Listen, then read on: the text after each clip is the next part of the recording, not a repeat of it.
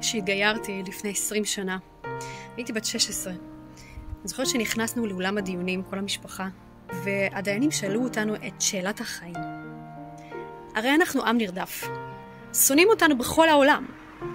למה לכם בכלל לרצות להצטרף לעם כזה? והתשובה שלי בכלל לא הייתה קשורה לשיקולים שכליים. אמרתי את מה שיושב לי על הלב, את מה שהרגשתי, מאז שגילינו את היהדות. אני לא רואה את עצמי אחרת. אני הולכת להיות יהודייה, נקודה, וככה הרגשתי, שנולדתי להיות יהודייה. אני לא בחרתי בעם הזה בגלל ההיסטוריה שלו, ולא בגלל איך שהוא מצטייר כלפי העולם. אני בחרתי בעם היהודי בגלל המהות שלו, בגלל הקרבה שלו להשם. ואני בחרתי בתורה הקדושה. והיום, כשאני נמצאת כאן בארץ ישראל, ואני שומעת את מטוסי הקרב, והטיל והיירוטים והסירנות, דווקא בשעות הקשות האלה, מתגלה המהות האמיתית של עם ישראל, כי כתוב שהאדם ניכר בכיסו, כוסו וכעסו.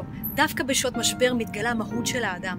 ודווקא היום, בימים הקשים, אנחנו רואים כמה עם ישראל מאוחד, כמה עם ישראל הוא רחמן, הוא מאמין, הוא בוטח בהשם. והיום אני בוחרת בך עם ישראל מחדש יותר פי כמה וכמה. גאה שאני חלק מכם. זה לא היה קל. אני הייתי צריכה לעבור דרך, אבל אתם קיבלתם מתנה. כי הקדוש ברוך הוא סומך עליכם. לא כל אחד יכול להיות יהודי. לא כל אחד יכול לשמור שבת. זאת משימה רצינית, זה אחריות גדולה. והשם בחר בכם כי הוא סומך עליכם. הוא יודע שאתם תעשו את העבודה כמו שצריך.